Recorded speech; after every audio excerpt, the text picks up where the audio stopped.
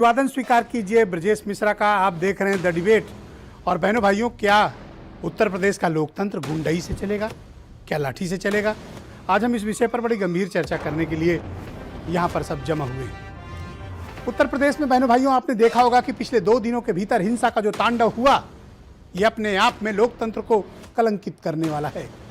उत्तर प्रदेश में गुंडई के सहारे, हिंसा के सहारे, बम बंदूक कट्टे के सहारे और महिलाओं की इज्जत को तार तार करते हुए लोकतंत्र की दुहाई दी जा रही है।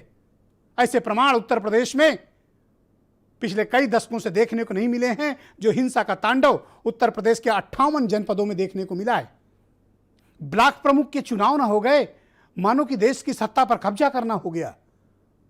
क्या ब्लॉक प्रमुख के चुनाव इतने बड़े महत्वपूर्ण हो गए हैं कि उसके लिए सरकार प्रायोजित हिंसा का सहारा लेना पड़ेगा?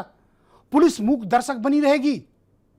उत्तर प्रदेश में दिल्ली जाने वाला नेशनल हाईवे 2 घंटे तक बंधक था। सीतापुर में बम बंदूक गोलियां चल रही थी, लोगों पर हमले हो रहे थे, पुलिस भागकर अपनी जान बचा रही थी। और लखीमपुर खीरी के भीतर जो कुछ हुआ वो बेहद शर्मनाक है।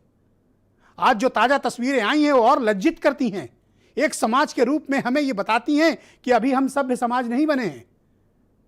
एक निर्वाचित महिला जिसको जनता ने चुना है, वो ब्लॉक प्रमुख का चुनाव का पर्चा भरने के लिए जब जाती है तो उसकी भी साड़ी खींची जाती है, उसको अर्धनग्न कर दिया जाता है और पुलिस उसको घेर कर रोकने की, खींचने की कोशिश करती है। और ये तस्वीरें सार्वजनिक हैं। पुलिस अपने संरक्षण में महिलाओं की इज्जत को तार तार करवा रही है। मैंने अपने पत्रकारिता के जीवन में इस प्रकार के दृश्य नहीं देखे। ये बहुत विचलित करने वाली बात है कि पुलिस गुंडों के साथ खड़ी हुई है, पुलिस बलवाइयों के साथ खड़ी हुई है। और ये चरित्र भारतीय जनता पार्टी का भी नहीं रहा है। ये किन लोगों के हाथ में ये चीजें दी गई हैं जिन्होंने भारतीय जनता पार्टी के माथे पर एक बड़ा कलंक लगा दिया है? क्या कोई सोच सकता है कि एक इलेक्टेड रिप्रेजेंटेटिव, एक चुनी हुई जनप्रतिनिधि महिला को ब्लॉक में भरी सभा के भीतर पुलिस प्रशासन की मौजूदगी में उसकी साड़ी खोल दी जाए, उसको अपमानित किया जाए, उसको अर्धनग्न कर दिया जाए? कल हमने प्रस्तावक के साथ ऐसी घटना होते देखी। आज जो तस्वीरें सार्वजनिक हुई उसमें रितु सिंह के साथ जो कुछ हुआ है बेहद लज्जाजनक है। एक नागरिक के तौर पर हमें गुस्से से भरता है और यह बताता है कि पुलिस प्रशासन किस प्रकार से सत्ता पक्ष के साथ मिलकर गुंडागर्दी कर सकता है। यह हतप्रभ करने वाली बात है। आप इन तस्वीरों को देखें, ये तस्वीरें रोंगटे खड़े कर देती हैं। कई ऐसी तस्वीरें जो हम चला नहीं सकते, जहां पर उस महिला की पूरी साड़ी खुल चुकी है और पुलिस खड़े होकर मूक दर्शक देख रही है और उस महिला को ही बंधक बनाकर पुलिस रखी है ताकि वो नॉमिनेशन दाखिल ना करने पाए। अरे ये भी किसी की मां है, किसी की बेटी है, किसी की बहन है, किसी की पत्नी है। आप क्या कर रहे हैं? ये अनर्थ है। क्या जीत के लिए महिलाओं की इज्जत के साथ खेला जाएगा? क्या पिछड़ा समाज की महिला को इस प्रकार से अपमानित किया जाएगा सार्वजनिक तौर पर? और इसके खिलाफ अब तक की कोई बड़ी कार्रवाई न करना, कोई बड़ी जांच न बिठाना, वहां के चुनाव को रद्द न करना, यह प्रमाणित करता है कि सत्ता पक्ष की हिस्सेदारी है इसमें। क्योंकि जिनको जिताया गया है वो वहां की सांसद रेखा वर्मा की निजी सचिव है, जो भारतीय जनता पार्टी की कैंडिडेट है। मीडिया में खबर आने के बाद एफआईआर जरूर लिखी गई, 2 मामूली लोगों को अरेस्ट कर लिया गया, लेकिन बड़े लोगों के खिलाफ कोई कार्रवाई नहीं। जबकि तहरीर में सांसद का भी नाम था। जिले के डीएम और एसपी को अब तक न तो टर्मिनेट किया गया, न सस्पेंड किया गया, न उनके खिलाफ कोई जांच के आदेश हुए। हमें जीत किस कीमत पे चाहिए बहनों भाइयों? क्या लोकतंत्र लाठी से चलेगा? क्या लोकतंत्र महिलाओं की धोती खोलने से चलेगा? क्या यह हमारा लोकतंत्र मजबूत इस प्रकार से होगा जहां हम अपनी महिलाओं का भरी सभा में सार्वजनिक अपमान करें, उन्हें नंगा करने की कोशिश करें? एक पत्रकार होने के नाते नहीं, एक नागरिक होने के नाते मैं बड़ा व्यथित हूं। मन बहुत दुखी है, गुस्से से भरा हुआ है कि क्या हम अपनी महिलाओं को सम्मान भी नहीं दे सकते? आज वो लोग कहां हैं जो वीमेन एम्पावरमेंट की बात करते हैं, महिला सशक्तिकरण की बात करते हैं? वो लोग क्यों खामोश हैं? राज्य महिला आयोग, राष्ट्रीय महिला आयोग, क्या इनका दायित्व तो नहीं बनता है कि जब एक चुने हुए जनप्रतिनिधि के साथ, महिला के साथ इस प्रकार का आचरण हो सकता है, तो सोचिए कि आम महिला के साथ क्या हो सकता है। एक महिला की इज्जत क्या है? उसके वस्त्र, उसकी साड़ी। आप उस साड़ी खींच रहे हैं, क्या बचेगा उसके शरीर में और उसकी इज्जत में? ये घोर पाप है। ये उत्तर प्रदेश की धरती पर महापाप हुआ है। आप 2 4 10 सीटें जीत जाएंगे, 100 सीटें जीत जाएंगे, लेकिन ये पाप जीवन भर आपका पीछा करेगा। ऐसे पाप से बचना चाहिए। लोकतंत्र गुंडागर्दी से नहीं चलता है। और भारतीय जनता पार्टी जिस नैतिकता के पायदान पर खड़े होकर आरोप लगाती थी, उसने उस नैतिकता के पायदान को खो दिया है। वरना कोई कारण नहीं था कि कठोरतम कार्रवाई करती भारतीय जनता पार्टी, उनके अध्यक्ष, उनकी पार्टी के लोग सामने आते और कठोर कार्रवाई करते। ऐसे निर्विरोध निर्वाचित ब्लॉक प्रमुख को पार्टी से बाहर निकाल देते। उत्तर प्रदेश सरकार से हम उम्मीद नहीं करते हैं, क्योंकि ये जो कुछ भी हिंसा हुई है 58 जनपदों में, ये वीडियो से साफ है। अगर होमगार्ड को भी जांच दे दी जाएगी, वो भी कह देगा कि ये सरकार प्रायोजित हिंसा है। जहां पुलिस के सामने अपहरण हो रहे हैं, पुलिस के सामने महिलाओं की इज्जत तार तार हो रही है, पुलिस के सामने बम गोली बंदूक चल रही है, नेशनल हाईवे 2 घंटे तक बंधक बनाया जाता है। एक पूर्व विधानसभा अध्यक्ष के साथ जो कुछ हुआ, यह हमने कल आपको दिखाया। बीजेपी हमेशा आरोप लगाती थी कि समाजवादी पार्टी, बीएसपी की सरकारों में गुंडागर्दी होती है, और उसी गुंडागर्दी के खिलाफ ये मैंडेट लेकर आए थे 2017 में। लेकिन महज ब्लॉक प्रमुख का चुनाव जीतने के लिए हिंसा का जिस प्रकार से खुला तांडव रचा गया, बहनों भाइयों, यह बताता है कि गोरखपुर की हिस्ट्री क्या है। उस हिस्ट्री को पूरे उत्तर प्रदेश में दोहराया गया है। क्या उत्तर प्रदेश के लोग इसको बर्दाश्त करेंगे? क्या हमारी बहन बेटियों की रक्षा इस प्रकार से होगी? क्या हम अपने बहन बेटियों को जो जनप्रतिनिधि बन गई हैं, उनके साथ ये सलूक होने देंगे? कार्रवाई के नाम पर महज कुछ छोटे अफसरों को सस्पेंड करने वाली सरकार इस बदनामी के दाग से बच नहीं सकती। मैं बीजेपी से ज्यादा उत्तर प्रदेश की सरकार को इसके लिए कसूरवार मानता हूं।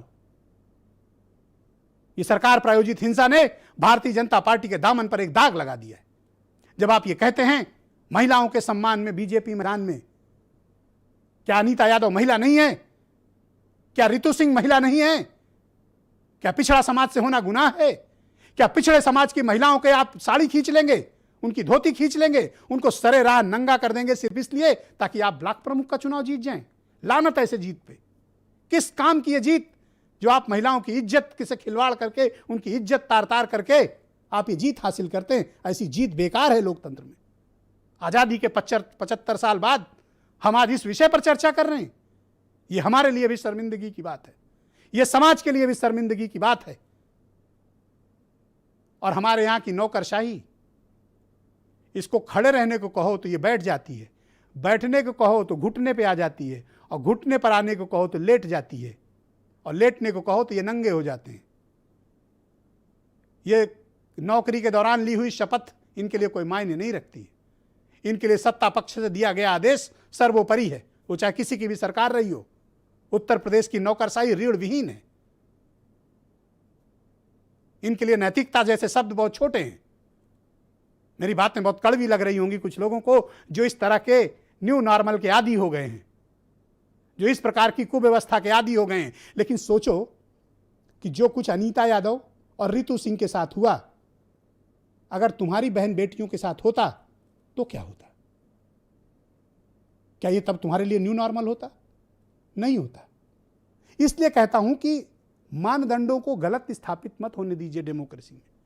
पार्टियां रहेंगी, बिगड़ेंगी, बनेंगी, सरकार आएगी, जाएगी, पर अगर एक गलत परिपाटी पड़ गई बहनों भाइयों, तो आने वाले वक्त में, आज इनकी सरकार है, कल दूसरे की होगी, वो इससे भी एक कदम आगे बढ़कर खूंखार हिंसा करेंगे।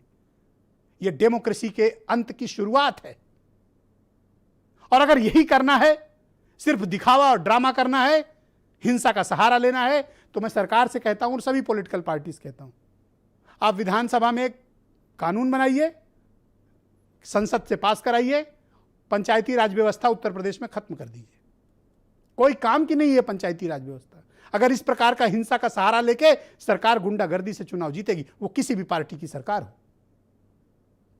ये लोकतंत्र को अपमानित किया गया है, ये लोकतंत्र को लाठी तंत्र से चलाने की कोशिश है, ये लोकतंत्र को लूट तंत्र में बदलने की कोशिश है। इस लोकतंत्र के नाम पर हमारी बहन बेटियों और महिलाओं के साथ जो उनकी इज्जत तार तार हुई है, इसके लिए समाज कभी क्षमा नहीं करेगा।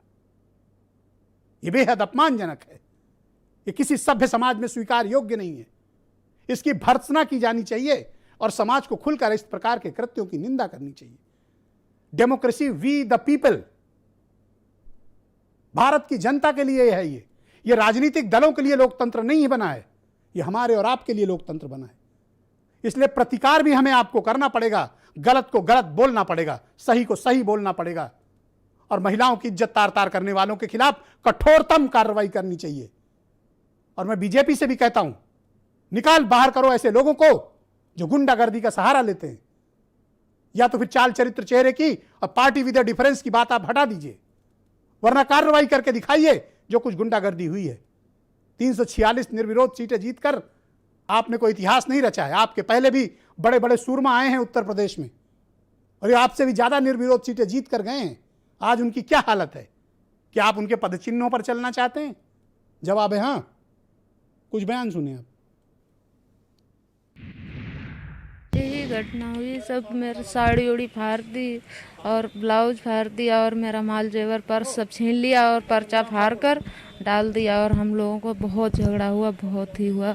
रेखा वर्मा और लोकेंद्र प्रताप सब लोग वहाँ देखते रहे, पुलिस वाले भी सब सारे देखते रहे। किसी ने ये नहीं कहा कि ये महिला पर क्या अत्याचार हो रहा है। दुख है इस बात का कि महिला के साथ इस तरह व्यवहार हुआ हो। ये भारतीय जनता पार्टी के गुंडे हैं जिन्होंने ब्लॉक प्रमुख के चुनाव में हस्तक्षेप की, निर्विरोध कराने के लिए जो कुछ कर सकते थे वो किया। जो प्रस्तावक और समर्थक थे उन्हें ब्लॉक तक पहुंचने नहीं दिया। पूरी की पूरी जिम्मेदारी भारतीय जनता पार्टी की है और प्रशासन के लोगों ने मिलकर के भारतीय जनता पार्टी के सारे पे ये काम किया है। भारतीय जनता पार्टी में जितने भी गुंडा, माफिया, भ्रष्टाचारी, दुराचारी, व्यभिचारी सब उसमें शामिल हो गए हैं, जिसका रिजल्ट आपने पूर्व में भी जिला पंचायत अध्यक्षी के चुनाव में देखा, अभी कल आपने प्रमुखी के चुनाव में देखा। पूरे प्रदेश में लोकतंत्र की हत्या हो रही है। 5 लोगों को तत्काल सस्पेंड कर दिया गया। जो सीसीटीवी कैमरे में जिनको कैद किया गया था, जिनकी फोटो थी इस प्रकार का कृत्य करते हुए, उन दोनों को तत्काल गिरफ्तार किया गया। गिरफ्तार करने के बाद उन पर रासुका और गैंगस्टर की कार्रवाई परिशीलन में है। मैं तो कहता हूं कि उत्तर प्रदेश की सरकार इस मामले में जांच करे, और जांच के सबूत और वीडियो फुटेज भारत समाचार और हमारे पत्रकार देने को तैयार हैं। गवाही भी देने के लिए हमारे पत्रकार तैयार हैं। उत्तर प्रदेश की सरकार से मैं कहता हूं, आप जांच बिठाइए, हम वीडियो देंगे आपको, हम ओरिजिनल फुटेज देंगे आपको, हम एक से एक कड़ी जोड़कर आपको देंगे, गवाही के साथ, सबूत के साथ। आप कराइए जांच इसकी और दीजिए इन महिलाओं को न्याय जो पिछड़ा समाज से ताल्लुक रखती हैं, जिनकी इज्जत तार तार की गई है। मेरे साथ